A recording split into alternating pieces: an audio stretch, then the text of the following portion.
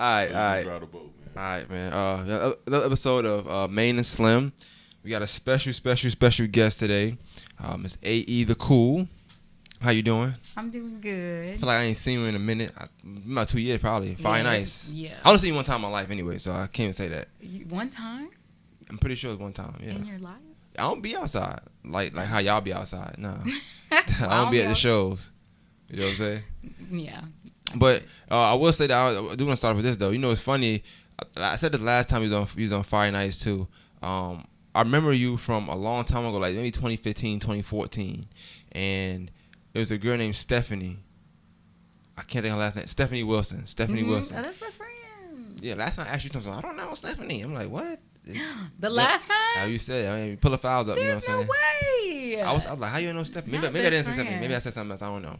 But anyway, on her Snap, she would go. Maybe on Friday, Saturday. I don't know if y'all was singing, be in a band or something. I don't know what exactly it was, but y'all be singing. And obviously, you know, I'm pretty sure you know now. You stand out because your voice. I say, who is that? Who is that? I started podcasting. I said, yo, I want on my podcast. I didn't know who you was at the time. And then, like I said, 6 years later, here it is, #1 artist, you know, in the area. No. So Oh my God. you know how it goes. Didn't get the podcast though ever. I don't know if you ever told you or not, but you know, then again, you probably doing your own move. So, but yeah, I always thought that was dope because like even back then, you had the same kind of the voice projection, the talent. And even I don't know if he was in a group. I don't know. It's just a bunch of y'all was singing, so I don't know what was going on. Mm-hmm. It just like y'all was in the spot, everybody was singing, and then I just knew who was that because her voice was amazing. So Yeah, I was in a band earlier on, so that might have been what it was. okay. Yeah. So I guess for the listeners that maybe don't know you or don't know of you, who is AE the Cool? Ooh, well, It's a long name, by the way. I liked it. I like the name though. You said it's a long name? Yeah, AE the Cool. It's like AE. Well, initially it was just AE. But then you got Cool. Yeah, exactly. I got you. cool. Makes sense now. Well, I added it. I added the cool on there because it looked bigger on a flyer. So. Told you, see, long name. Here we go. Yeah, absolutely. Need a space. I like that. That's what I'm talking about. Well, I am a singer, songwriter, recording artist from here in Augusta, Georgia. Just about do it. So you from Augusta? Yes. I thought you were from his side of town, man. Columbia County. Oh, well, I live there now. I mean, technically, I've lived there most of my life. So, just for like upbringing, like what school did you go to? Like, where you from around here? 'Cause I had never seen you out. Well, when we moved, I was born in Atlanta. We moved down here when I was 3. And so we lived with my grandmother, and she stayed off of Joseph Street down by Josie High School. Okay. And so I went to Collins Elementary, Ursula Collins Elementary, and then we moved around a lot. And then we finally kind of settled in Columbia County, like middle school. So I was like 12 when we moved to Columbia County, and so I was just there ever since. Did you grow up like in a church or something like that, or not? Mm-hmm. I did. I went to a real small church, and I was there all my life until I kind of stopped going. But that's still my home church. I just, because of work and everything, I don't really make it over there much. Now, when we just started, I know you said we brought the band. Now, how'd you get into that? Like, was that your first initial, I guess, touch into like music or performing? Yeah, well, I was in choir, of course, like in school and everything like that. And then, like once I kind of graduated high school, like I started doing talent shows or whatever. And then I ran into Arthur Love, the singer. And yeah, he on your project. Mm-hmm. Okay, yeah, he's gotcha. on my project. And so he actually invited me into a band that did weddings. And so I started singing, like I started as a wedding singer and everything like that. And then I had branched out and gotten my own shows. And then he had actually gotten me into another band, and it just kind of branched out from there as far as performing wise. But that's so I didn't necessarily disband in a negative way. It was just like I just did your own thing. Yeah, everybody kind of started to do their own thing, and so it got to where we didn't really have time to like meet and everything. So solo wise, like I guess tell me the difference right now. I guess in your opinion, your mind, like performing by yourself versus performing with a band, like a whole group. Performing with a band, it's a little more comfortable because there's other people to feed off of, and you can kind of depend on other people to like do the show. Like I don't have to be the only person that's like, hey everybody, and get them like going. I do not like to talk. I can sing my behind off, but I do not like to talk. Like I don't ever know what to say. I don't know how to like get everybody going. It's easier when there's a band there to kind of like build the energy up versus me like, hey. How you? Which is odd. I still feel like people, like, especially now, I feel like you like the main attraction for a lot of things. So even though, like, I guess you don't like to talk, but they kind of, everybody looking at you probably because it's your voice. They're going to look at you regardless. Well, yeah, but even still, like, even with my voice, that's not going to hold them the entire time. Like, you got to figure out ways to, like, keep them interested, you know? Like, it's just so hard because I'm not, like, I don't really go out much. Like, I go out every now and then, but I'm not, like, someone who knows how to, like, keep a party going. You make party music, though. I do. I know. That's the ironic part about it. Because in your project, you got the red wine. It sounds like a party song. Yes, and I wanted a song on there to be like a party song because I know most of my vibes are a little more like chill and moody, and it's like, well, I really want a song that can like get people like dancing and everything. Right. Red wine, and so the challenge with that is like, okay, well now you got to perform it, and so now you got to dance, and like You don't dance? Not really. Wow. If I get some drinks in me, like I'll dance. I'm like, look, I got rhythm, but it's just like if you like, hey, like get out there and dance. I'm gonna be like, I got my little 2-step, but that's about it. Like you can't dance, but you going by AE the Stallion? Yeah, no, AE the Stallion. No, that is my working out alter ego. Oh, that's a real thing. Yeah, that's what I call myself when I'm working out. I missed this. This is about a year, because I got a trainer, Fit Beats by Court. Shout out to her. Oh, she was on the podcast. And yeah, she was on the podcast. Yeah, that's my trainer. Yeah, hit her up. Tell her she didn't share the last thing. Oh my god! I tagged her and she didn't share it. It kind of threw me off, but it's all good. That's the homie though. She's beautiful by the way. But that's a homie. Nah, for real. But she didn't share. I was like, what was going on? Oh my god! But yeah, so that's AE the Stallion is what I call myself to motivate myself to get up and work out so I can look good. So. Got you. That comes okay. Mm-hmm. I didn't know that. Why is that the question you asked? I don't understand what's going on here. Why? He came out with the AE the Stallion. I was like, I know everything. Yo, cause sometimes Slim be quiet. So I don't even know what be going on. So when he came out just now with that, I could tell he was gearing up to you like, that's crazy. I said, oh yeah. Right, it's like, oh, okay. I'm trying to trip for a second, see what he's gonna say. It's cool. Like, cause I've watched the podcast before, and you're not always this quiet. So I'm trying to figure out why you quiet now with me. Turn up, I like that. Turn up. I don't know, man. I told you I'm a fan, so I'm chilling. No. Oh, here we go. Okay, I got you. He getting starstruck now. Oh, that's all good. Let me ask you: would you consider yourself shy at all? When it comes to like doing anything outside of singing, I would consider myself shy. So were you nervous to come here? Kinda. Like I'm I'm getting used to doing interviews and everything like that, but right. I'm not. I always feel like when you come on and you do interviews, like it's always good to like know like cool facts. Cool facts like what? Like the fact that he don't talk? I don't know, but I don't know cool facts, so I couldn't even give you an example. Like that's what I'm trying to say. Like to make it like conversational, like you gotta like know stuff. So really, I mean, to be honest with you, let me tell you, it's our job to know that. You supposed to come sit down and talk. That's it. Yeah. We gotta know the facts. So him knowing that you are AE the Stallion was amazing. You know what I'm saying? So it's like a good. It's good. Yeah. I only asked that because like that's kind of when you sat down, we kind of just started. No, when we talked first for a little bit, like 25 minutes. Yeah. We just went into it. I don't want you to get like. And then also when you talk 25 minutes, you'll say stuff that you normally like would say in the podcast. You won't say it once you say it because you don't want to repeat it again. Yeah, you know what I'm saying? That's true. I want to get a good story from you, and then you say it again on hand. It's like it was better last time. It doesn't come off as like authentic. It sounds like it was staged. Because then we had to edit it out. I don't want to do it. You know what I'm saying? Right. But and I asked the shyness too because a lot of singers would say that it's not singers, it's just entertainers rather. They also say they're shy, but then you don't notice it because we see clips, we see videos, we hear music, so we just assume that y'all are outgoing and just loud and want to be seen or heard because that's what y'all do. Yeah. How you overcome that when you're performing? Well, I know that me performing is the only way my music is going to get out, So, unfortunately, I won't say unfortunately, but I am the instrument that my music comes out of. And so you kind of have to, build up this confidence to share your music with the world, Right. And, a lot of artists, because they're a little more, it's kind of nerve-wracking, like sharing your personal art with people and you want them to receive it really well, so they're off bat they're gonna be shy, they're gonna be nervous, but you know, if you're gonna be a performing artist, you gotta perform. So you kind of have to like, you know, figure out ways to kind of build yourself up to be courageous enough to go and perform. So, I now performing aside, right? So let's talk about just the scene musically in the area. Like how would you say you got your name out? How did people start to know of you, and how did you start to like kind of brand yourself as AE?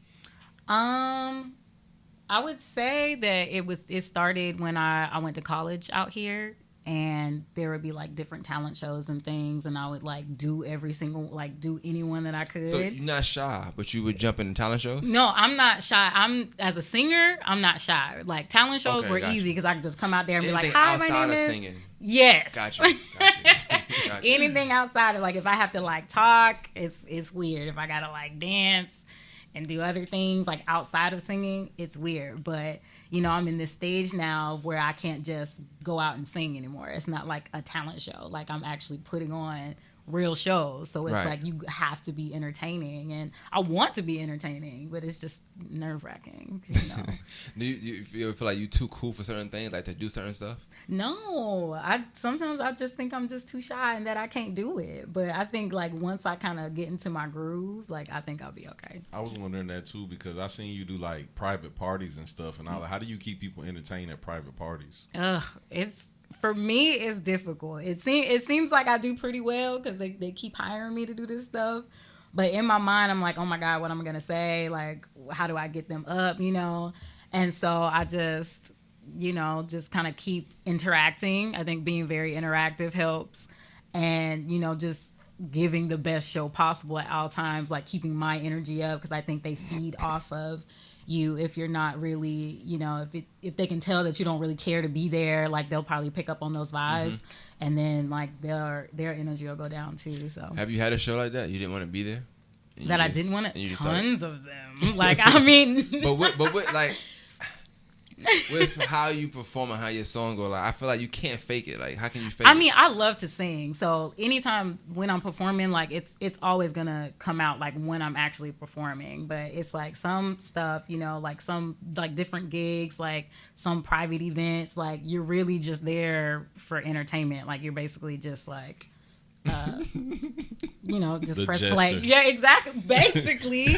And so like there have been plenty of like weddings that I've done that I've been like, oh my gosh, like like, and I'm like a wedding singer. Like they have like dance moves, like you doing like old 70s songs, and like everybody get up, and you know, like those types of weddings. Right. And like no one wants to do that, you know. I mean, I love it, but I mean, it's what'd you say? I said, how do you get those bookings? Well, the band that I'm in, they get booked for that, and so I just so happen to be a singer of it. And you in a band as well? Yeah, I still do the wedding. What's the name of the band right now?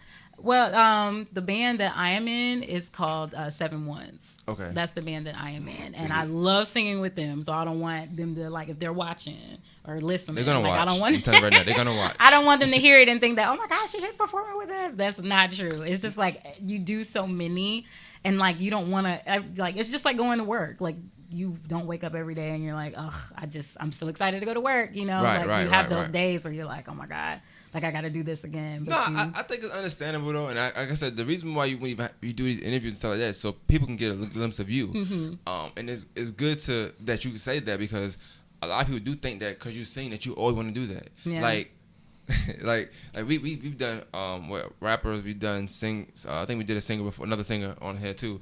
Nobody has rapped on here or sung or sang on here.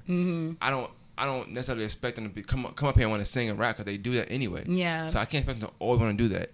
And also, just because you get booked for something don't mean you're gonna typically enjoy it. Whether you're getting paid for it, whatever, like whatever kind of whatever you're getting for it, don't mean that it's gonna make you happy that you did it. You know what I'm saying? Sometimes it's just something you gotta do and suck it up. That's just it. That is true. Yeah, because it's just like a job. There's sometimes when somebody asks me or they'll book me and I'm like, oh my God, I'm so excited. And then the day gets there and I'm like, oh my God, like I gotta get up. You know, because it's not just going and singing. Like you gotta make sure everything's together. Right? Yeah, it's a whole process. So tell me that then. What's the process? Like, so you get booked on a Saturday for a wedding or whatever. I don't know. You tell me what you got booked for. You got all these bookings, right?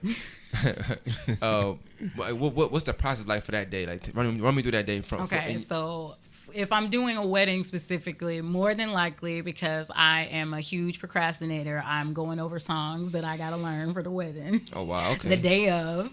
And then of course I'm trying to figure out what I'm gonna wear. I gotta try to, figure out what I'm gonna do with my face. And then, making sure I show up on time. And then you gotta get there for sound check. And there are certain situations where you gotta load your own stuff in because, I ain't got a crew to kind of help. It's just me and the band, and I'm not that strong. So it's mostly the band. And I'll carry like a standard too. But, you do all of that and it's exhausting, because it's just us. It's not like a big production where you can really afford to have people set everything up to where all you have to do is show up and be the artist. No, you got to do everything. And so it's just, but once you get there and sing, it's good. So but it's just everything else around it. But it's a lot up until that singing part, I would assume. Yes. So is it I'm gonna ask this question. Is it any way without telling me the actual venue or event, but I don't want you to get anybody in trouble or whatever, what would you say your worst show was? Because I heard, I know when comedians talk, they say they got booed here or somebody got booed in this club, whatever. Like, have you ever had a bad show where it's like you felt like the crowd wasn't into it and you still had to perform? Oh yes. So I had my first. Hey, Eat It Cool had that? Yes. Let me tell you. Crazy. So it was I want to say 2 years ago. I had my first headlining gig in Atlanta. It was at the Music Room on Edgewood. I was really excited about it. Yeah, exactly. Is that the one where you walk down the stairs? Yes, and it has like that I think the other place was called like the Speakeasy, yeah. And so it was my first headlining show. Like someone gave me, and I was so excited about it. And so I get there, and I'm like, it's me and my band. Like I brought the band up with me from Augusta. 7 ones. No, not 7 ones. Wow. It's like a keyboard player, bass player, and a drummer that I use. From here, gotcha. yeah. So they're my band actually. So they're coming up with me to Atlanta. And so we get there, sound check and everything, and we literally perform for the DJ and the bartender. There is no one in the building. Like a few of my friends that I know from Atlanta, they eventually trickled in. So grateful for them, but it was maybe 5 or 6 people at the most. What was the miscommunication? It wasn't really a miscommunication. I think at first I didn't have a team to help me, and I was really terrible at promoting. I would do the best that I could, but I just had I had a day job and I had other things going on, so I was never really able to kind of push. I feel like I would have at that stage in what I was doing, I probably could have at least gotten maybe 10 to 15 people there on my own if I really would have pushed it and let people know. I probably could have even brought some people with me, but I just really didn't do a good job at promoting it. And I know the promoter, he felt so bad because he felt like it was on him. But it's no, I really could have did a better job at promoting my own show because, you granted me this headlining gig, which you really didn't have to give me because, I'm coming from a different city. It's a Thursday and it was raining, so I was already nervous. Thursday and raining, that's a wrap. Yeah, exactly. And then it's Atlanta anyway, and you're on Edgewood, so there's so many other things that you can do. So I definitely should have been, pushing to push through and be like, hey, y'all come stop by and see me. But of course, I didn't really do that. And so if you had a preference, what would you prefer? You prefer headlining or just being a part of the show? It really just depends because I feel like no matter what, whether I'm the headline or not, I'm gonna make sure that I give a good show. I really don't, well, I guess if we're speaking then, I really didn't like being last because people really didn't know me. They wouldn't stay for me. If I was in the middle, I could catch them. Got you. If I went to the end, I would still catch them, but it wouldn't be as many people in there because they've already gone because they're well, I came for the person that I wanted to come and see. And then it's a wrap from there. So I guess if I am the headliner, whether I'm the headliner or not, it really doesn't matter because I'm going to put on a good behind show to make you think. I'm going to perform as if I am the headliner. Got you. Every single time. But I think it's more of a placement thing that I kind of prefer. So, and I at the placement thing, because I watch, it's not the same thing, but Slim, I watch a lot of battle rap, right? And I know you can put a lot of pressure on the headliner or the main event if acts in between that have these like amazing performances. Yeah. And then once the headline like don't live up to the headline or just like a little bit, it's like it's bad for them. Yeah. So do you, and I mean me personally, if I'm headlining, I probably don't want you there. Be honest with you. Oh my god. Because just the way like how your sound is and like the tempo of the music, people going to jump and get up into it anyway. Especially if you start performing and singing, you know how you sing. Yeah. Depending on what I'm doing, I guess I just wouldn't want that be in the middle. Like I just want it at the end, or maybe the beginning. Well, I have done shows to where like I've done my set and it's done, and people think like the show is over. See, and they start leaving, and it's terrible. Like I feel really bad, but it's just like like every time I perform, I'm gonna perform like it's the last time I perform. Like that show where no one came, that was like it was lit. It was still the best show that I ever gave because Sang it like in the shower. Like, basically.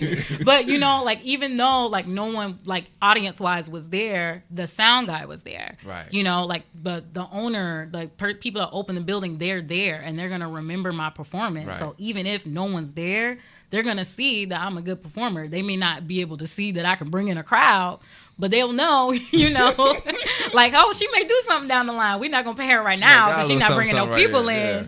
But she, you know, she can give a good performance. So I'm always going to give it my all for sure.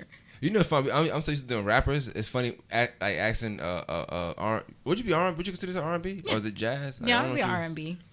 Just a singer. It's weird asking singers. Like, some of the questions that we normally would have, we can't ask them questions. Like, feature questions or, you know, stuff like that because I don't know how that works with singers. Like, how did that work? Like, what, features? Yeah, you work with artists. We had a thing up here. I don't know what happened. We asked one artist a question, and for some reason it went to this big thing of him. You know, shout out to Hen. I'm gonna say his name. Mm-hmm. He said he's not paying no artists in Augusta for a feature. Yeah, they made that a big deal. And they made a big deal about it. Well, some of them agree with him because some of them are like, yeah, we all rock with each other. Let's push each other to, you know, a lot get of out them was there. like, who is this guy? Some of them said, who is this Negro? You know what I'm saying? Oh, wow. Some people just messaged us separately and was like, yo, who the F, da, da, da. YouTube comments kind of wild. But I said it to say, like, I didn't think he said nothing wrong. And I kind of understood where he was coming from because he explained it. I think sometimes when you say stuff and you explain it afterwards, people just see what you said and that's it. They just cut it off. Stop what he said. And they just go crazy. Right. How does it work for a singer, though? Like, when you doing collaborations with or features with rappers, especially you, because you're a singer. Like, how does that work? Well, I know starting out, you know, initially, you just want the opportunity to record and be a part of things. So I think early on in your career, and you also have to gauge it. Like, there was a lot of things that people gave to me, and there are people who allowed me to be a part of their songs early on when they didn't know me, you know, and there was no money exchange there, but they knew that I would do a good job, and they knew that I needed the opportunity, so they would give me the opportunity. And so of course, when I got into a position, like, I would, you know, do the same thing. I'd be like, hey, do you want to be a part of this? And you can either say yes or no. You know, I think when you're in a stage to where there isn't a lot of money rotating, you can do that, but it's important to make sure that it's beneficial for you. You know, got you. I think at the stage that I'm in, there's not a lot that I would say as of right now that I do for free. Now, there are certain things that I'm not gonna miss out on an opportunity. I like that for sure. You know, they're like I can recognize when something is beneficial for both me and the other artist. Got you. But it has to be beneficial for both me and the other artist. You know, at this point, Paperwork in order. Yeah. So I think there was a stage in my, you know, my growth as an artist to where I was doing a lot of stuff for free. I was doing pretty much everything for free. But I think if you miss that window, that's not on me. That's on you. So it's like there's people that I've known for a long time that y'all had plenty of opportunities to work with me. You know, like it was there, like the window was there, like, but no one was talking. No one asked me to do anything. And that could be because you didn't have anything or because you didn't think that I was ready or that I would be willing to or whatever. But it's like now, you know, I'm in a stage in my career to where I have not only myself, but other people around me that I'm trying to make sure we get paid, you know, because I'm trying to grow. Like, I'm a business now. So it's like I'm trying to grow, my business. And like, it's not to say that, oh, hey, he don't do free, that's never my, MO. And especially people from Augusta, like, I always, want to be there for people. Like, Augusta is the magic word all day, every day. Because I love, because I want Augusta to win, but it's got to make sense for me. Well, can I ask you, could the magic word be back end? That's like a phrase I'm hearing a lot. Back end? Yeah, people are doing things and saying, I'm going to pay you on the back end. I don't know what that means. Can you verify what that means? I don't really know what that means. Like, back end as far as, like, what? Man, to me, it sounds like it's not there. People will call you for a service and be like, you'll get paid on the back end. Basically, after we make the money, then we'll split the money on the back end. Well, as far as, like, features go, like, unless people are buying your record, ain't gonna be no back end. Exactly. Like, my first EP that I put out, it's never a back end. Never. Like, unless you're getting like millions and millions of streams, and even then, they're not even. Exactly. There literally is no back end. That's why you pay people up front, because it's like, more than likely they're not gonna be making money off of your streams. Right. So as a feature, like, that's the only way I'm gonna make money is if you pay me up front. Well, the term back end comes from like an artist like show price will be like 20 grand, but they're having a contract where I have to make X amount of money from the door though, so that's their money on the back end. Artists, like, if their show price is 20 grand, they want 10 up front, they want 10 when they get there. Yeah, so that's where that term back end comes from. I don't know why everybody is using this for everything now, but I hate that word. Back end, like, and I think depending on what's going on, it's like, okay, you can pay me up front and then the pay after, but most of the time, like, I won't say most of the time, that's rude, but sometimes that back end, it don't never come. Ain't no back end. Whether they pay a deposit before or not. So it's like, unfortunately, we live in those times where that back end pay, you can't trust it. And you spoke earlier about a situation. Imagine, like, somebody saying, we can give you this much up front and then we'll pay this on the back end, but it's Thursday and it's raining. Yeah, exactly. Ain't no back end no more. You know what I'm saying? You just showed up for nothing. People don't get that. You know what I'm saying? But see, I love the fact that AE got her business in order. I remember I had shot a performance for her downtown, and that's when I realized, I was like, she got a really good team up under her. And then when Snoop did that list, and I was like, the reason why I don't like lists is because you can't ignore the top artists, and I had put her on there, and everybody was hitting me up and was like, she ain't even no rapper. And I was like, it don't matter. I just like how her business in order. Oh my God. I always say, to me, I think artist wise, I'm thinking about this whole package. I'm thinking about this stuff here, interview and stuff like that. I was lucky enough to interview her before. I'm thinking about shows. I'm thinking about, like, even songs, records, like, business, how you operate, how you conduct yourself. And I'm checking up all that stuff, and, like, some people have a check mark next to that stuff. So even when you're making these lists, I'm not gonna get into that right now, but even make these lists, that's why people have us so high on that list, because she check them off. You know what I'm saying? So I told you, when I seen her downtown, that's when I was like, I just love artists that have their business in order, because at the end of the day, people ignore the fact that music is a business. They treat it like a hobby. So when I see people that have their business in order, I'm like, oh, that's a person that I would put high on the list. I think somebody else I had on there was Q Dog, and I told you I went and shot something for somebody the other night, and he rocked the whole club, and I was like, he's still at the top of that list. People with their business in order. Karen Gordon, I want to ask you about her, because that's when I was introduced to her through Libra brought up. I ain't gonna introduce. Libra brought her up, and I was trying to find out who she was. I ended up finding who she was, and there's a clip I had put out, and it was of her. And we kind of kept in contact since then, and even now we speak. But I seen her the other day, and she was like, "Hey, hit you up. Hey, hit you up." I was like, "Yeah, she hit me up." She said, "I'm ready for it. If I hit you up, like, we gotta do this, ASAP." So what's your relationship like with her? Like, how are you and her? Well, before I even started, like, singing professionally, I was volunteering with her with the Garden City Jazz. I was trying to figure out my way into the music industry here in Augusta, and how to be a part, because I wanted to, find ways that I could be supportive, because I didn't really know anyone. Of course, I'm from Columbia County, so, there wasn't, at the time, that if there were things going on over there, I was not aware of it. And so I was trying to figure out ways to, be a part of shows and different events and go for free. And so the only way to do that is to volunteer so you can be at the show. Gotcha. And so I'm not really sure how I got connected with her exactly, but I'm pretty sure I like hit her up and like asked if I could volunteer or something like that. And so that's how we met. And then I'm sure in some way, shape, or form, I kind of pulled her ear about how to perform in different places and kind of showed her I can sing in some way. I can't really remember it exactly, but I met her, to answer your question. I met her like through volunteer work. Got you. Mm-hmm. I was told to ask this. I can't tell who to ask this question, but Oh my God. they said, are you and Karen going to do a versus anytime? Are we going to do a A versus? versus? But I was told to ask you that. A versus? No, I don't think so. How you feel about verses? Have you been watching them? Yeah, I love them. I think people really want them to be like a battle, but I think Let's they're say versus though. So. Yeah, I know, but I think they've turned into. I think it's just kind of like people just kind of chilling and playing music. Like I really think hasn't. it was cool when the DJs was doing it because we was bored and literally Yeah. everything was shut down. Now I got stuff to do, so I ain't really.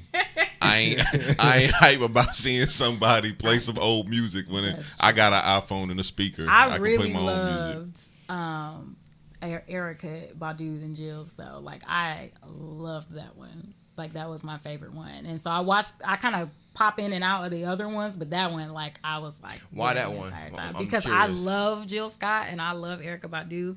I don't know if y'all notice any of my performances, but I always do one or the other or both of their songs in almost every set that I do.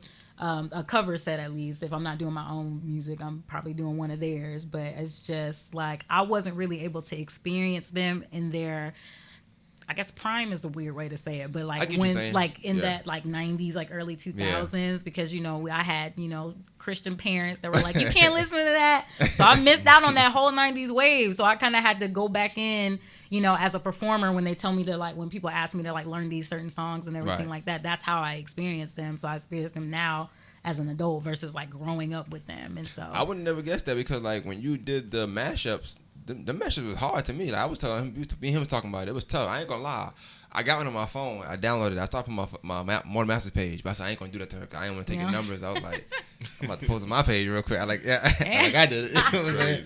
But I did like the mashups. I thought that was dope. Oh, thank you. What made you not like? Why you ain't put nothing out like a mashup, like a bunch of mashups and just put them out like as a project? Not, I know you can't do that. Put it out that to get paid for, but. Yeah. You could throw it on SoundCloud or something like that. You ain't gotta. Yeah, well, I mean, I early on during COVID, I was doing what I call like the quarantine corners, right. So I would do different mashups there, but I never really did the mashups to put them out because some of them they'll get flagged and get taken down and everything like that. How that came about though? Like, what made you want to start doing it, and then like, how was you doing it? Cause like, you're not doing it live at that moment, right? It's like you recorded somewhere and you just redoing it. How was the that? mashups on When you like put on IG, when I put them on Instagram. So there were some that I would record and then I would kind of overdub it. Okay. And then there were some that I would kind of record live. Like I'd either have like the headphones sitting over here. Yeah. Like the ones that I have my headphones on, I'm singing live. Nah. The ones that I did earlier on, they were a dub because I was trying to figure out how to get the sound to be right. Yeah. Because if I Everybody recorded asked it that live, great. like it'll distort the sound. And so I was trying to figure out how to do it, but then it was like, I don't want it to look like I'm not singing my own song, even though it's my voice. It's weird. Right. So like the ones that I did kind of later on, those were live for sure. But like, how do you do that? Like, how you just transfer to another song? Like, what's like the writing method there? Or? You have to have like an ear for it. I think I kind of learned. Performing with a band, not the 7 Once band, but a band 824 that I was actually in with Art Love, and they would do it. So I kind of picked up from them and Gotcha. The live band scene in Augusta. Like I would notice when I would go and watch them and perform with them that they'd be singing, and this is like improv, so they're doing it live, and so they're like going from song to song to song, and you kind of have to listen. And you have to kind of feel what's coming next, melodically and like tempo-wise and rhythm-wise, and kind of think. And while you're singing, kind of thinking in your head what the next song is going to be, like what's the next song that you want to do. And so I kind of picked it up from them, and then like I would do my own, different songs and everything. And like, the live scene you know, you don't ever want to do the same one that someone else did in another show.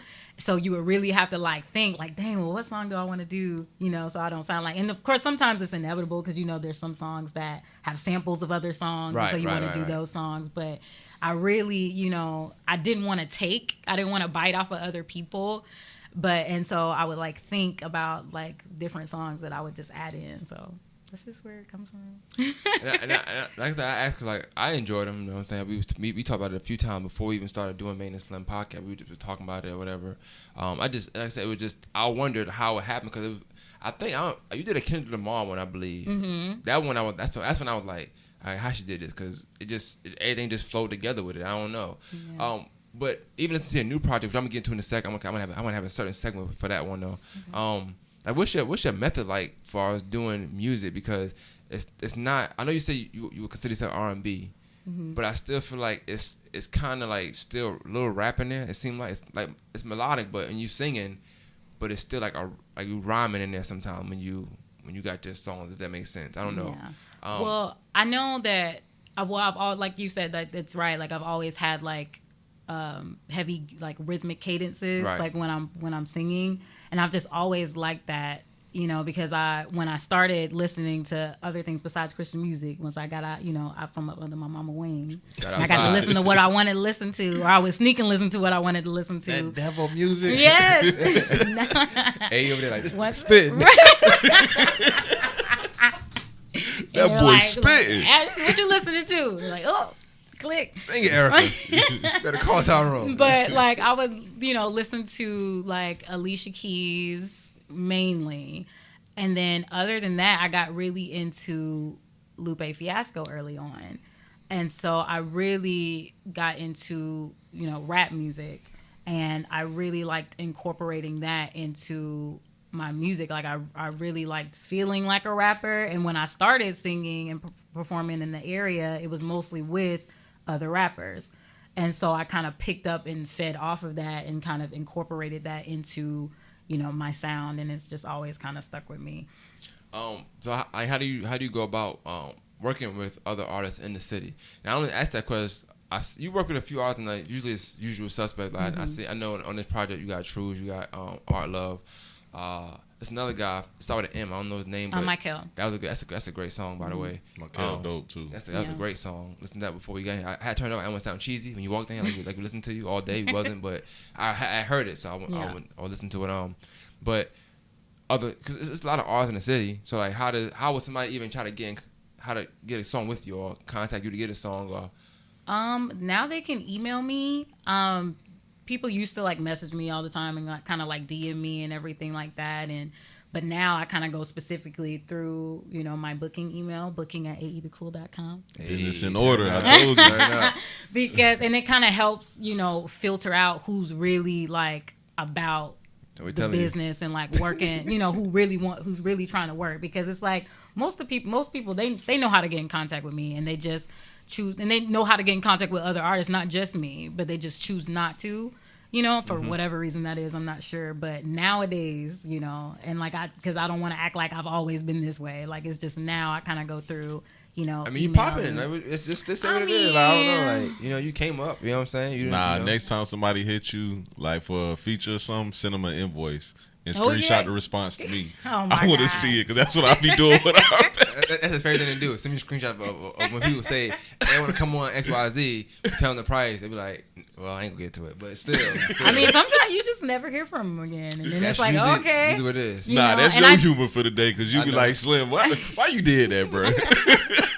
Yeah, some people they'll get it, and you know, it's not just Augusta alone, so I won't even like do that, you know. It's in general. Yeah, in general, like some people really get upset, like, who do you think you are? And it's just like, I'm an artist that's trying to make money. It's like when you get to a space to where you know you can do a good job, and you know what your craft is, and you show up and you do your job efficiently, and you know that you can create a bop and it's gonna be a bop.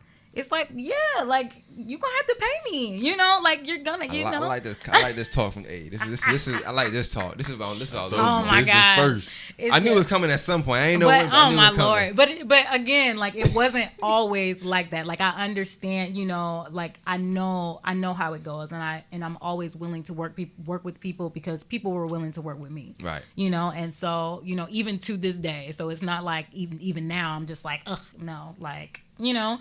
And I'm realistic, and I know some people, you know, they don't know my email or just really feel like they can just DM me and, you know, do all of that and it's fine, and I just redirect them to my email and then we go about it that way, you know. But it's just like, well, I guess too, you got to think with it being a business and just you think about the music scene in general. 9 times out of 10, not saying you don't or you do, because that's between you and your business, how you run it, but you don't always go to the artist to see how much this XYZ costs. There's people in charge of that, like they're saying, like, hey, no, this is the price. You don't talk to me per se to give you the price. yeah. And I have management now, for and that. You know what I'm saying? They do not like that. They I'm not gonna like lie. at all. I ain't gonna lie. I was kind of worried about asking you. I was like, I don't know now. I heard she got a team.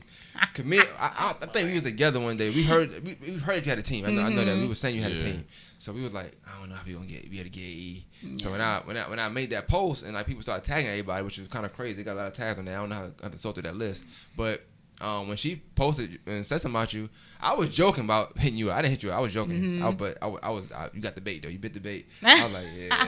I'm gonna joke and say, you know, yeah, I hit her. She ain't hit me back. Sure enough, A said, what, she said she messaged me. She Because said, that was not said, true. when you messaged me. When? I was like, you free Sunday? I said, you free Sunday?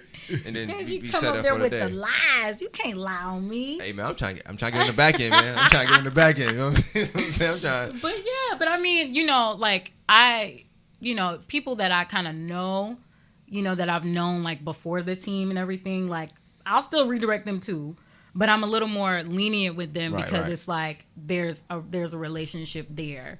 You know, I don't know you super well, but I've met you before and I've worked with you before. So it's like if I'm right there and I can just say, and I know that I'm gonna want to do it, then I'm gonna just say, yeah, I can do it. Yeah, you know, like funny. I don't really. We had a great interview last time, man. And I think about it, and then that was the day. I think we showed you that Jill Scott thing with the mic. That was yeah. I got the reaction on my page. Yeah, that's crazy. The mic joint. Yeah, yes. she ain't see it. She had been out all day, I guess, working, and she ain't see it. So came back and we showed her because we did Fire Nights that day. Shout out to Jill Scott. Shout out to Jill she was Scott. wild. I like that though. And shout out to women like her. But it's mad comfortable now because she in front of you. Chill. Oh my gosh. Yikes.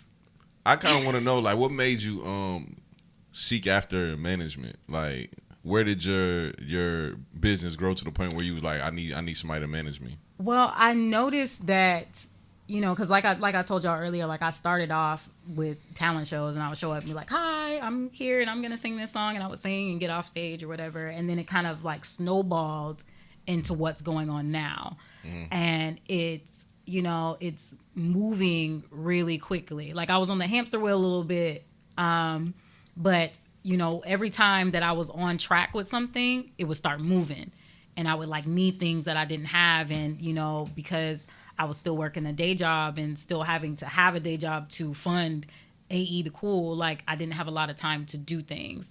So they actually, you know, they found me, you know, my team kind of found me working, and they really believed in what I was doing, and they noticed that I would travel and I'd be in Atlanta twice a week and performing and networking and doing what I could, and they saw where they could help me. And so I could have been like, nah, I'm not gonna, you know, I don't really need that, can't do that right now, and tried to do it myself. But y'all wouldn't see me like y'all see me, you know, on social media if it wasn't for them. And so they've helped me, you know, tremendously, because like I was telling you, like I didn't have the promotion skills, the marketing skills to really push myself. You know, I can show up and I can sing, you know, but no one knew who I was until I got on stage. And then once I got off stage, no one knew who I was. You know, like I couldn't hold them. I couldn't keep their attention. But that makes sense because I think now, to me, you're more active on social media now than you were before. Like before, I messaged you one time before. I think it took like maybe 4 or 5 days to respond. Like, Yeah. But probably because you doing all that extra stuff. But now you got people that's in place to do certain things. Yeah. You know, you hit back kind of quicker. 'Cause I was Yeah. even surprised you messaged me yesterday that quick. I was like, I'm about to fall asleep. I'm old now. I ain't young. Like I Well, used yeah, to be. because I didn't want to, because I'm old too, and I'll sleep, and I'll be like, oh dang, he did tell me Wednesday, and I'll be like, oh, you know. That's one thing I didn't want to do. I didn't want to get here and restart and be like, he not really that cool, is she? You know what I'm saying? But She's really not that I know, cool, yeah, is she? think- Yikes. Oh boy. But as far as like with you and where you at in your career now, how was it like as far as like label wise, deal wise, signing to somebody wise, independent wise, like what route you trying to take? What's your ultimate goal? For me, like right now, the goal is to stay as independent as possible. That for me, like I really like the idea of, you know, owning all of my own stuff and having control over the type of music that I want to do and the kind of artist that I want to be at all times. I feel like if I do go the route of trying to be signed, I want to make sure I have everything in line to where I can kind of, you know, have some kind of leverage to where I can have my, you know, my own terms in some cases and everything. I know there's a lot of give and take or whatever, but if I can go independent, like that's what I'm gonna do. I feel like that's where I would be the most comfortable and the most happy. But you know, it's just, you know, wherever the wind takes me or the money takes me. Now, since you like, it's like obviously, you know, you the kind of artist you are, you know, and would you be opposed to like singing background for somebody or backup for somebody? And I only ask that question because I got family that can sing, right? Now, and they stop. To me, they can sing. I don't know if they can sing or like. To me, they can. And I'm like, yo, why you just didn't be a backup? They make money, don't they? Be a backup singer because you not working right now. You're not doing nothing, but you can sing. Yeah.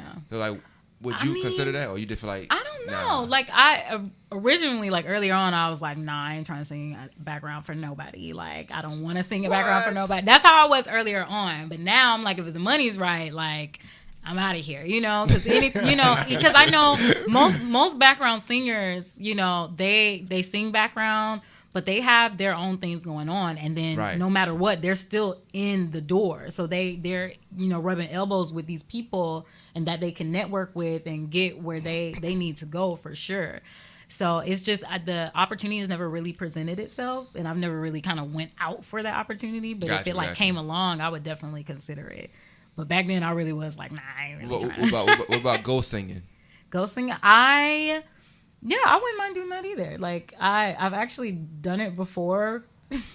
I knew it. Milli Vanilli. No, what you mean? Like no, ghost singing like you singing, but somebody else taking credit for it. Yes, yeah. So you singing the background vocals. Yeah, so yeah, I've done that. I've done the background vocals over like someone's song, and then I just kind of get paid up front and like that, not you know, just like as a studio. No, not. I'm gonna ask that question because. But yeah, it's just like a studio musician. Like they would go in and get hired. And I think Trey Songz said he did that for B2K back in the day. I mean, I was listening to interviews and he said that's how you got to start. He was on that label, you know, like you sign a label and like they know you got a talent, but you're not them. So hey, sing this for them. These boys can't sing me like that, but you know you can. You getting paid. Like, you in the game. But now look at them. He all right. That's a wild start. B2K. I mean, back bump, bump, bump. You know how Trey Songz got. Oh, you like that song, don't you? Nah, somebody sent me yesterday, man. Nah, I never cared for that song like that. I wasn't a big. You was just singing it though. It's a huge song. Like you know the song. You know the song. It's Diddy. I'm from New York. You know, everybody knows the song. Diddy jumped on the track. Nah, man, think he too cool though. So whenever I get in my pop bag, he be like, nah, I don't listen to that. Dirty Pop. I only listen to Sue Surf. Don't do that. It's crazy. I just heard a girl singing Dirty Pop the other day. I never had my life. Have you heard Dirty Pop? Dirty Pop. By NSYNC? Yes. Okay. Sorry. All right. Y'all from the same area? That's fine. I understand that. That's cool. That's like. Oh, he got this thing about Columbia County too. What you got about Columbia? Nothing County? at all. Man, I don't have nothing about it. But see, look, we both from Columbia County, but she grew up a church girl, and I ain't seen a church since like 3rd grade.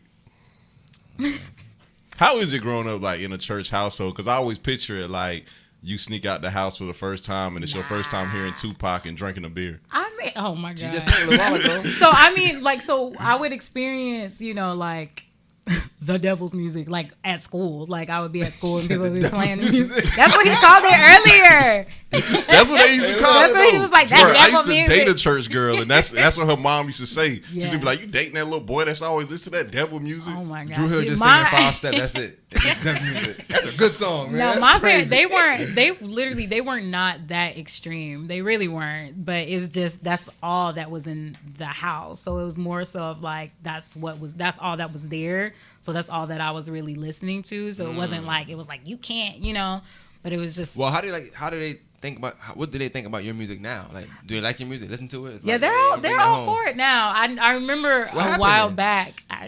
They get with the times. Oh, okay, cool. They kind of Better late than never. Yeah, exactly. And so I really was nervous. Like there was a lot that I didn't share with them early on because I was afraid that they'd be super judgmental about it. But I think that they see that I am always my truest self, and I still carry the faith with me.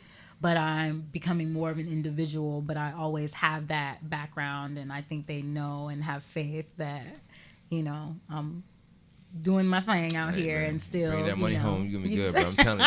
Exactly. Bring that money, that Grammy. You're gonna be good, baby. Don't Telling have you. nothing to say. I bring At that all. check home. You seen 5 Heartbeats, but and also with the background thing I asked because you say you started listening to Alicia Keys. Mm-hmm. I got it's a 2-part question. For one, what's your favorite Alicia Keys song? That's one. And then second thing is I mentioned the background thing because on that song Diary, a lot of people think that guy outsung Alicia Keys. Like that's the best part of the song. He kind of go up. You know what I'm saying? That was his time to shine. I don't know who he took is, it. but that would be me as a background singer for sure. Like I would use every opportunity trying to go hard.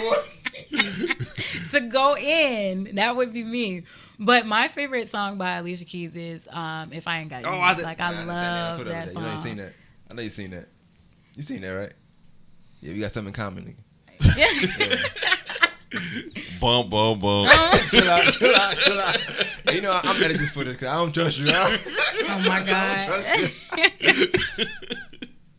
But yes, love "If I Ain't Got You." I sing it all the time. I sing it like it's my own song. I ain't see a mashup of that. That's kind of crazy. I didn't You see can't that. mash. What am I You mash? can No. just- I mean, I can see what I can do. You don't do covers but- on YouTube? Like just do covers?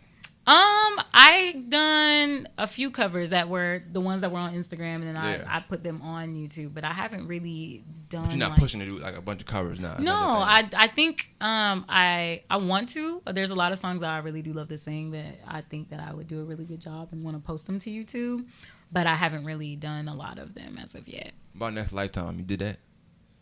No, I have not Wow. done that. I know we performed. There was an Erykah Badu tribute last year. I seen but some I don't footage think of that.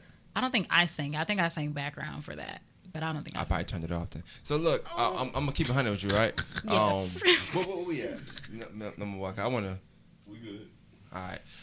I want to kind of talk about the project because I don't want to miss from that. So it's called Dora's Soul. Mm-hmm. All right. First question is, who is Dora? Dora is my great grandmother. Got you. How was this derived? Like, what happened? Like, what made you want to title it that?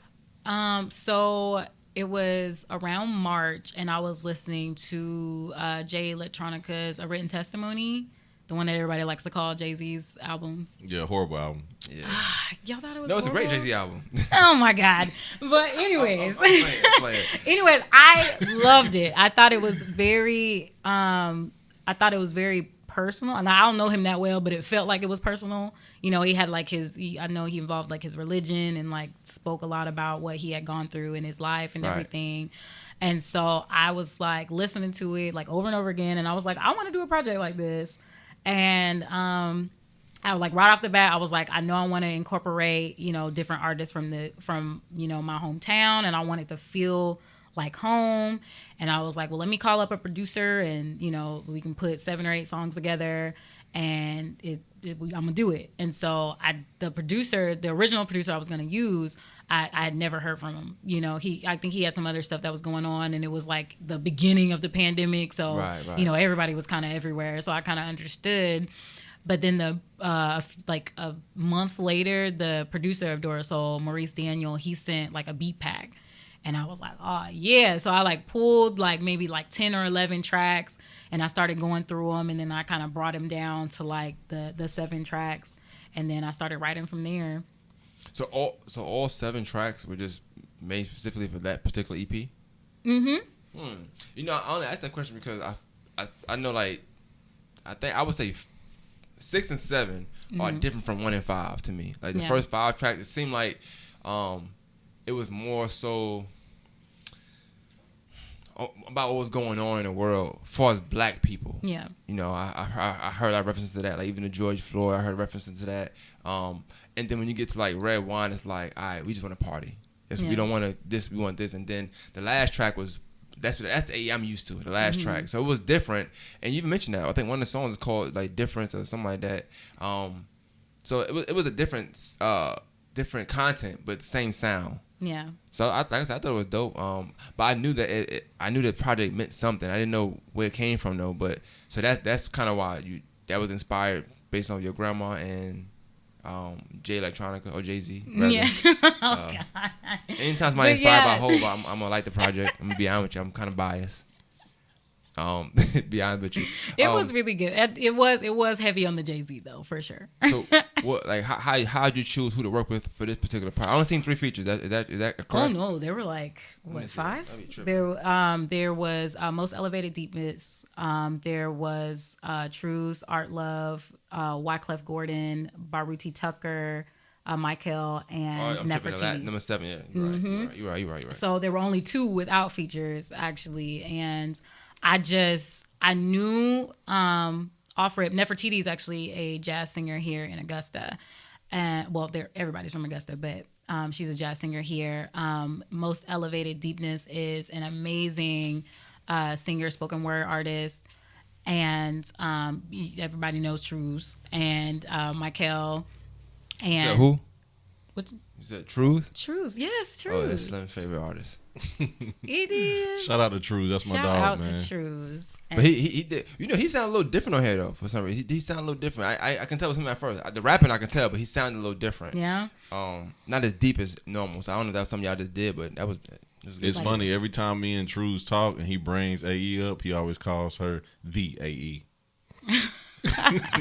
Like, whoa, buddy, I'm sorry. I remember last time we was talking, he was saying something about like artists need to do such and such and such and such, because he was like, you know, even the AE makes that mistake also. Oh my God. What mistake he said I made? Look at her. I don't know. It was something simple. It wasn't no crazy stuff. It was I love simple. women, bro. I love women. That's funny. That is funny. What that boy said about me? Right, look, he said he called me about the AE, says all nice things. He said one thing. I was like, well, what's that one bad thing he said? I need to know. I would say, to me, just me personally, my favorite song probably is Locked in Love, and I listened to like 2 times. It's dope. I like that song. But I know normally from the music I've heard from you, because I still got songs on my phone from the last project. I think you talked about your SoundCloud. You said you were going to do this, so I ended up saving all of them because you said you were going to take them off. I don't know if you ever did or not, but I still got them on my phone just for that reason. But a lot of times it seems like you write based off emotion, I guess, or would that be accurate? It's like not necessarily a love song, but it's kind of love inspired song, I would say. I can't think of the one. It started like, I know you think this is a love song or something like that, but it sounds like a love song. Dang. I know. You did save him. I can't even remember. Yeah, I wasn't playing that day. Last time. That was last time. Yes. Oh same phone, bro. But yeah, so the songs earlier on, like those were more so based off of imagination because I wasn't really going through anything then. Like those love songs, like it was just kind of like I was real single. So you was imagining. Yes. I was mad single then, so I'm like writing all these love songs writing about relationships. See, I did that. That was smooth, right? Oh my God. Here we go. Now I'm playing. but I got like Layup, Alice in Wonderland, Dangerous, Midnight, Last Time, Whatever, Torture, Prince. I still got all those songs on there. Man. I got them on my thing. They're all right there. That is crazy. So yeah, what would you say that? So now, since you was imagining before, do you think like you write differently now that you've been through stuff? Or yeah, so now I really do write from emotion. Dora's Soul was completely from emotion. Like my great grandmother, she transitioned during the process. So that's where the title comes from. And then, all everything that's going on that we're experiencing as Black people, and then what I experience, as a Black woman and as a person that's ready to outside to open up so I can go party and have a good time. But you were shy. I am shy, but I still like to go out and like. Where do you go to? I don't do that much partying, but a little bit. I know, right? Yeah, like I do, I dabble. Hey, eat a stallion popping out. Hey, a cup of wine and eat a stallion, you're gonna be right that there. That is very true. That is very true. But yeah, it's just showing those different parts of me as as who I am as an individual. Heart Shot. Well, the whole project of Forgive was kind of the same thing, but there were a few songs there that were just kind of songs that I've written in the past that kind of I was able to throw in there. But Dora's Soul from beginning to end was super personal and emotional, and I think now it's kind of hard not to write from emotion because I'm just experiencing so much. But I still have the ability to kind of use my imagination every now and then. What's easier? Is it easier to write from imagination? What you think love should be about, what you've been told it is, or versus what you know it is, and how you feel about it? It's definitely easy to write about what I know, especially if I'm feeling it right there in the moment. Like I can go. And then the good thing about my way of songwriting, I can write 3 different perspectives of the same story and have 3 different songs from it. So I think that's really really cool way to go about writing songs as well. But it's so much easier when you can actually pull from emotions and things that you've experienced, because it's more detailed and you're able to play with it a little bit more because you know exactly like the feeling you're trying to convey. What are some things that trigger you to write a song? Ooh, that trigger me? Because you just mentioned if it's in that exact moment you can write about it. So are you upset? Are you happy? Or? Well, clearly I love songs. I write a bunch of love songs. So that can always I can always pull a song from that. I'm trying to get into a side of me that likes to go and have fun, and so because I'm the way that I am, it's a lot harder because it's I'm trying to because then I'm pulling from imagination. Right. It's if I was super turned, what would I do and what would I write about, because I want to have those songs that people can go out and be play AE.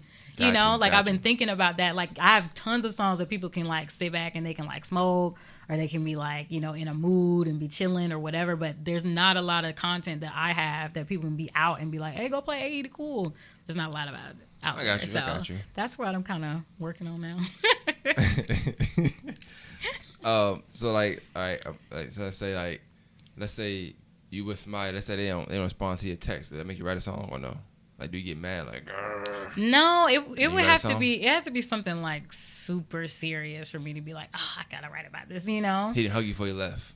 He didn't say have a good day. He didn't tell you made it home. No, it's not that. I feel that's a little petty. Hey, people be petty. Petty love songs sometimes. Because if it's been days and days and I haven't heard from somebody, then maybe. But if it's you can't be busy.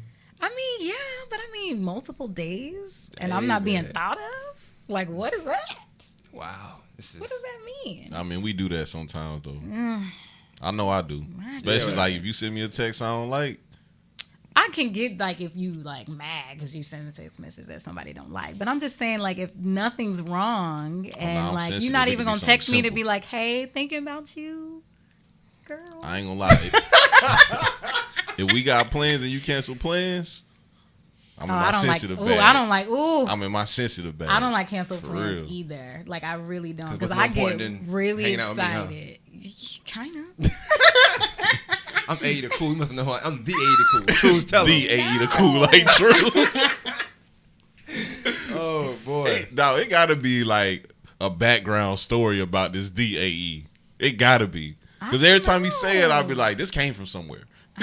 Probably because you don't know anybody list. I don't know. Probably because you top the list all the time. What These list? The artist list. Oh, what? That could be why he said that. I never thought of that because when homie made the list, I said there was 3 artists in Augusta, and I put you on there, and that's probably why he said that. Because I remember when I first said it, he asked me, he was like, "Oh, why ain't I on the list, homie?" He didn't say it like that, but he was just kind of I'm talking about Trues. Oh, okay. Yeah. Truth will like kick your it. ass, bro. Oh my god. Nah, True's my dog. Next week, sit down with Slim. I'm telling you right now. Hey, True's True's is like that. this. True's will hear something, like he'll hear me talk about something, and he'll hit me up and be like, "I think we should record about that." Like I something did in the see universe that. is telling me that. Oh boy, shout It's out to always True. a deep conversation when he called my phone. Right. 'Cause he's very like he into it. Like Mm-hmm. if he want like because he's gonna explain it in a way that everybody can understand. It's like I can't just tweet it. Like I gotta come He ain't and gonna I miss gotta a talk. word. Right. I gotta talk about it. And I the DORA'S Soul Project, I seen it on iTunes. Is it anywhere else that you got it on right now besides Yeah, it's on all digital Spotify, platforms. all that stuff? Mm-hmm, Okay, all okay. of it. And I guess I went to SoundCloud. I didn't really see what I wanted to see, so I just like, okay, well, I went to. Oh yeah, it's not on SoundCloud right Yeah, you moved up now. You know what I'm saying? Moved up, yo. Hey man, it's a good thing. Just embrace it. You know what I'm saying? Don't neglect it. Embrace it. You know what I'm saying? Oh no, I definitely embrace it. You gotta embrace it. For sure. Nah, when you tell somebody to hit your email, you moved up. Nah, Oh for my real. We tried it, but they was like they told us pretty much like, hey, y'all still down here, bro. 'Cause I don't think we got one email yet. That I know of. I don't know. It's just nowadays it's just a pet peeve of mine because it's just like like it's just to me it's like the equivalent of when people put a flyer up with all the information on there and then people be in the comments like, well, what time is the event and how much it costs? It's like you already know, like it's right there in front of your face too. how to do and how to go about things. So just do it. Like it's not that people think they too good. It's just a way to go about things. It's like things can get like you get DMs and the messages, like one opportunity can get lost in there because I'm not looking, I'm not checking. And so, and that's where when I go and look to see what business I have, I go to my email. I don't go to my DMs because it's all kind of foolishness in there. So I try to stay out of there as much as I can. What that mean? What that mean by foolishness? It's just weird stuff. And you know how I know I done made it on Instagram because I got my first sugar baby request message in my DMs. Hey. I had heard about them, but I never got them. So I was like, what's wrong with me? But I got my first one. She So said, I'm "What's okay wrong now. with me?" That's What's funny. wrong with me? But you know what though? In all seriousness, I was gonna say like just as an artist, like how you are now versus 2 years ago. Mm-hmm. I mean, I'm not saying you look super different, but it's almost like I don't know how old you are. I ain't gonna tell you. I don't want to say the age and thing, Old. but you look younger 2 years ago than you do now. Like now, you look older. You Yeah. look younger 2 years ago. Yeah. So I don't know if you changed. I don't know if you didn't have makeup on last time. I don't know what it was. I can't tell you. It's 2 years ago. I can't remember. But even in your music, your music seems more mature now as well too. So it could be that too. You know what I'm saying? Yeah, and I just, like, it's just, there's more to me now. Like, I've actually experienced things, earlier on, like, I'd never gone anywhere, super sheltered, like, I, never really experienced, like, any real, like, everybody has their own problems, but I had never, experienced anything, like, deep in my opinion. Gotcha. So it's like once I kind of went through a lot of these things, it's like my perspective has changed, and I think it shows in my music. Like my music has more depth now, and it's more meaningful. So I do want to ask this question. You mentioned it a little while ago. I asked, but we would start talking about something else. You were saying that in your writing process from this particular last project you put out, you was kind of writing based on what you were going through as a black woman. So what are some things as a black woman you would say you going through, or y'all are going through right now? As it pertains to the project specifically, I think, I guess I'd be talking from a personal perspective, it's witnessing, like just the racial injustice. Growing up in Columbia County, like you experience like Oh, they wouldn't Throw your understand C's up, that. man.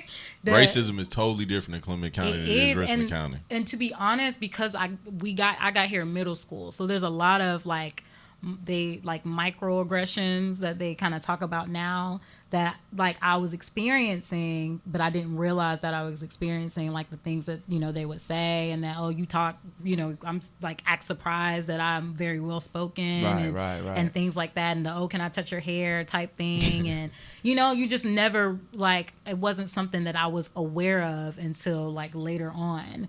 And so it's just now that I'm kind of hyper aware of it now because just of social media, it's like having, I had to really sing and write about our experience. And, it wasn't a different place specifically is, what I was singing about, just everything that's going on. It's like, we're not really being heard.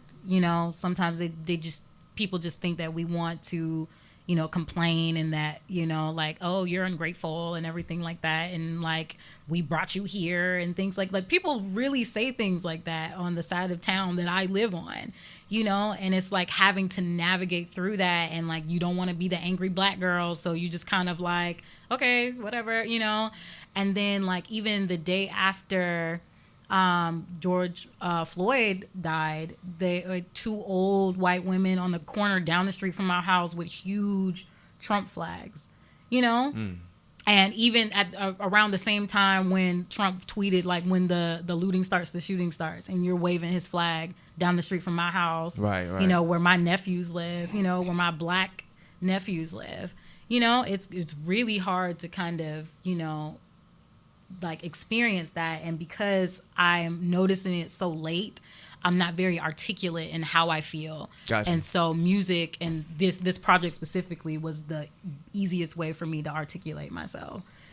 So, and a way for me to be heard, because I do have, like, not all of my fans are black. I also have, white fans and everything like that. And so I wrote exactly how I feel. And I was like, even in the song, I was like, I may lose some fans because of what I'm saying. But that's okay, because, maybe one day you'll understand what I'm saying. And even if you don't, that's cool too. But you're going to listen to what I got to say. So, in your opinion, I know it's probably not, maybe not too early to say, but what has the response been from this project? It's been really good. A lot of people have been telling me that this is what they needed. I've gotten a lot of thanks for it, and it's cool. But it was because it was coming from such a personal place. It wasn't like, I'm gonna put this out, right, and I know everybody's gonna love it because I'm saying this, that, and the third. But it was really, just how I was feeling, and it's always, a blessing to kind of recognize that people are feeling. It makes me feel less alone to know that people are feeling the same way that I'm feeling, and that I'm able to, kind of help them, and maybe, help them articulate the way that they're feeling in ways that they weren't able to explain before. Just in general, like with the project and things, what do you think? I'm trying to see how I can word this question. All right, so what do you think you need to do to push the project more as far as like video wise? You have a lot of videos. I seen you post some on Instagram one time. It was a snippet, but I don't know if this was the same song because a minute ago. It was I think it was like you and maybe like a love interest in the video. I don't know. It was a guy in the video. I was in a house, something like that. It looked good directed wise. Heart shot. Mm-hmm. Okay, yeah. Yeah, heart shot. But that's not on here then. No, that's from Forgive. That was the first EP. Okay, I got you. That was a minute ago. You look different. Look yeah, that different. came when my hair was shorter. I had dark makeup on. I was looking all spooky. Why you posted this shit? I don't know. Wait. No, that came out December of last year. I thought I seen it on your IG. I could have been scrolling. No, because I do post, like, I'll post like different music videos every now and then, like, just to have people refer back to them, like, because with this project, I've kind of gotten more of a bigger fan base. I've gotten new followers and everything. So every now and then I'll be like, hey, go back and look at my, really cool video that I put out last year. That makes sense. These people do that because I be trying to do that sometimes. Yeah. But, you gotta get your girl caught, man. I don't know what's going on. But what I will say is, the last question I do got, I don't know if Slim got any more, but I'm gonna ask you this now. Me and Slim talked about it, and I don't know, like, so you might not know about it. I don't know because you so busy, in the music and putting out product and stuff. A lot of people do look at you as like the top artists in Augusta. It might not mean nothing to Augusta artists because y'all got a bigger picture, bigger fight y'all fighting and stuff like that. But to us, that's just enjoying music. We care about it, Do you ever feel pressure because of the fact that you do check off a lot of things that artists don't check off from here on that list? Do you ever feel pressure to like succeed and just like elevate each year, each project, or is it kind of like you just doing you want AE time and that's all that matters to you? Well, I always want the next project to be bigger than the last. Like, I never want to kind of do the same things, and I also don't want to go backwards. I'm ultimately, I just want to create good music. I always want what I put out to be the very best that I have. And each project, you know, kind of brings something out of me that I can put towards the next project. And I feel like it's going to do the same thing moving forward. I definitely, you know, for my city, I do put a lot of pressure on myself to be successful, because I think every time someone makes it out, I feel like we have a responsibility to kick down the door and leave the door open for everyone else. So I really, that's something that is like one of the goals of being an artist that's way up there, because, you know, there's a lot of gems here that kind of get overlooked, you know, and if, you know, people can see that I'm from Augusta and be like, oh, well, let me check out what else they got going on down here. Like, I feel like I've done my job. So gotcha. I feel like other than that, it's just, you know, I want to be successful, but I don't put the pressure on myself too much, because I feel like it takes away from the art. Yeah. But, you know, it comes and goes every now and then. But I feel like as long as I'm giving my best, the success is gonna come regardless. So what you got next, or are you just focused on this project, still pushing, or you got something coming out next, or what's next for AE? Right now I'm in the writing stages. I'm trying to, you know, put out more music for y'all and for me, and just, you know, working on, you know, different things, more projects coming out and everything like that. Any background singing gigs lined up or yeah. Nah, not right now. Well, I think I got pretty much probably more questions than I wanted to ask out. I don't know about you, Slim. Yeah, I'm good. You sure? Positive? I know you Positive. got talkative when you first started. I didn't know you want to end it off a certain kind of way. I ain't not talkative. I'm kind of jealous. I told him that he thought, I told you I was gonna have, man. You got AE, but this is the AE. I'm telling you, I'm man. kind of jealous. I feel like he got questions he just want to ask on air. If you go back, there's podcasts I didn't say one word. Chill out. We out. Nah, we out. We done. You be bugging.